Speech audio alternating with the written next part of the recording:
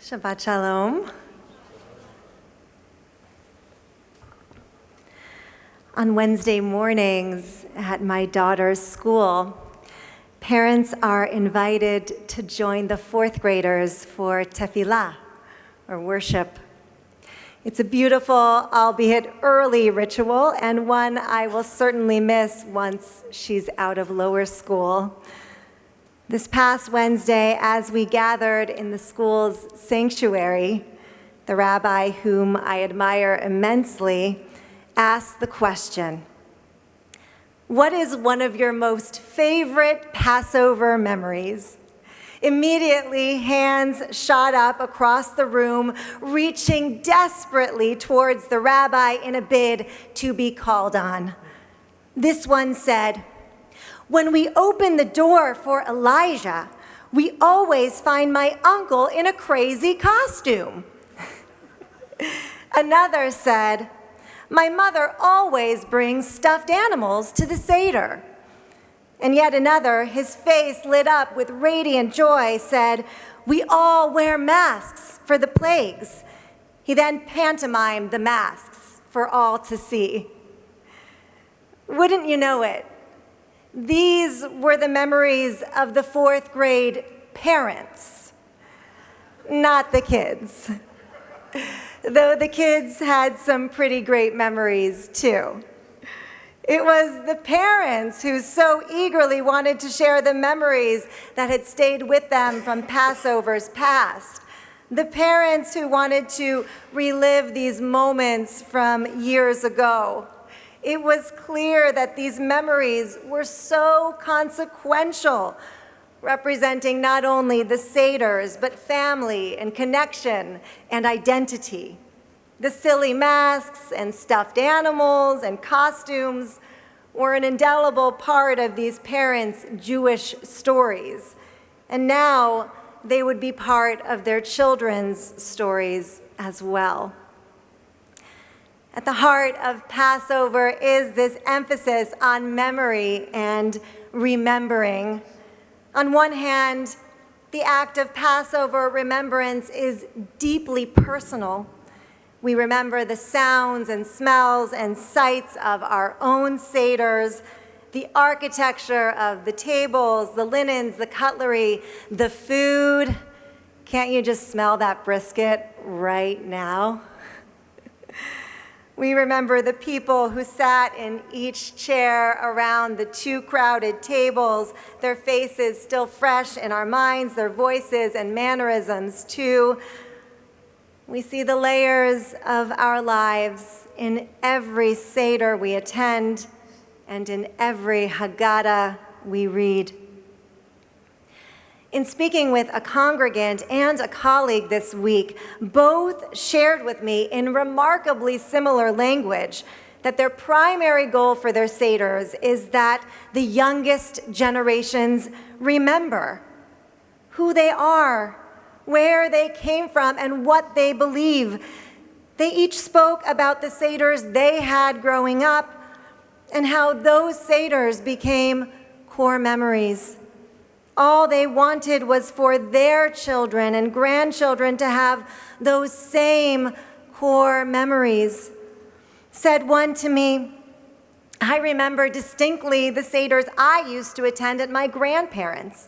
Those memories are so central to who I am.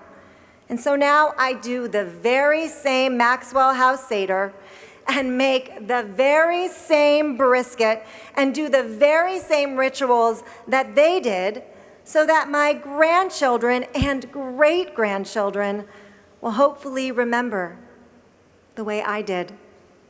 It's a lot of work, but it's so important. On Passover, we harness our memories so that the next generation can embrace them as their own.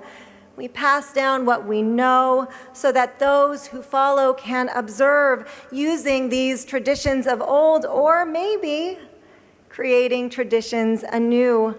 This is how Judaism lives, through the transmission and transformation of memory over time.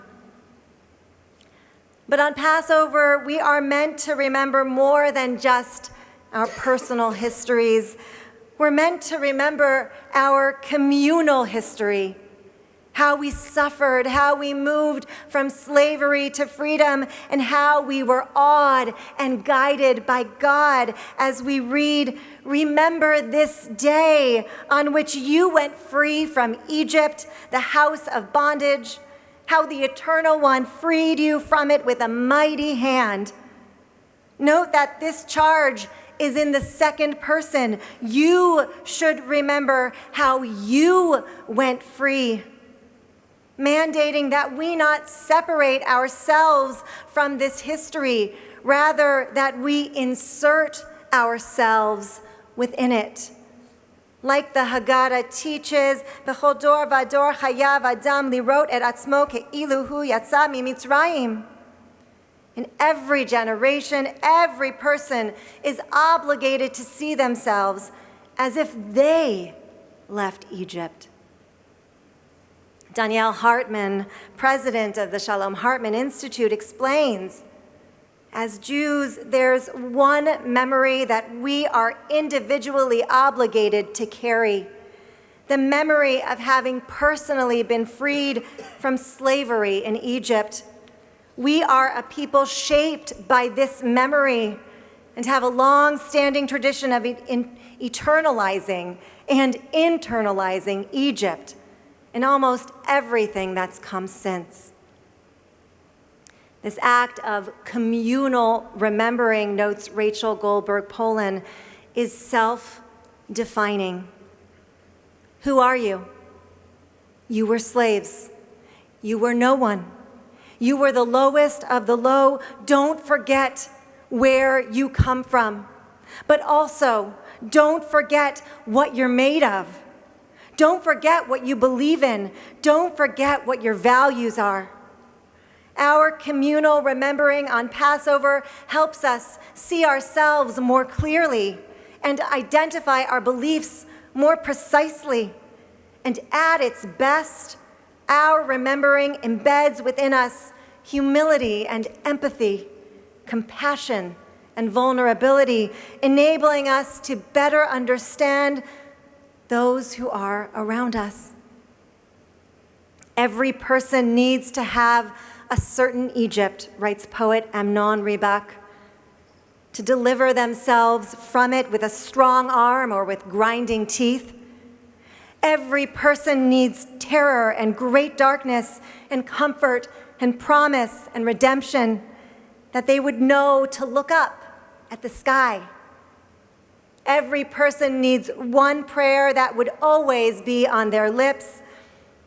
Every person needs to have a certain Egypt and a Jerusalem, and one long journey that they will forever remember in their feet. Every person needs a certain Egypt to ground them in humility, to guide them towards humanity, and to help them see the world more clearly. But is this remembrance of this certain Egypt enough for this Passover, or really for any Passover? No. It is not enough to simply remember the past and leave it there as if the past has no bearing on the present. It is not enough to remember that we were slaves without thinking of those who are enslaved today. It is not enough to name our suffering without naming the suffering ever present in our world right now. And it is not enough to remember what was without recognizing what is.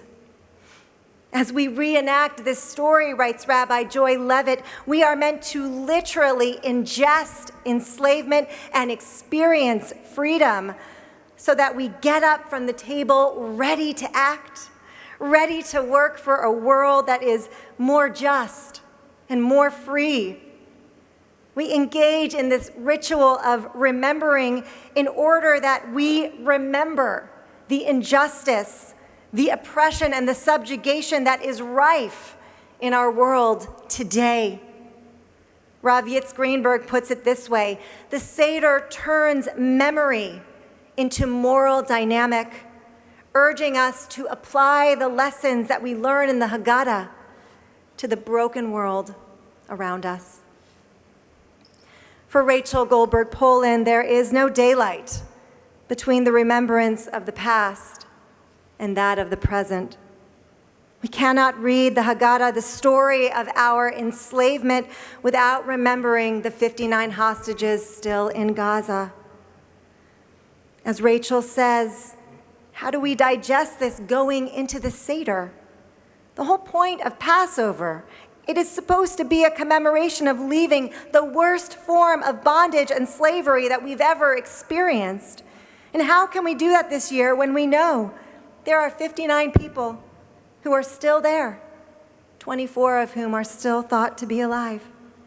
Alive and in the worst and most horrific bondage that we can picture. For Rachel, the Haggadah tells us not the story of yesterday, but the story of today, of now. And since deliverance has not yet come to these hostages, we must do everything in our power to make it so, to remember these hostages and bring them home. What will you remember tomorrow as you gather around the Seder table?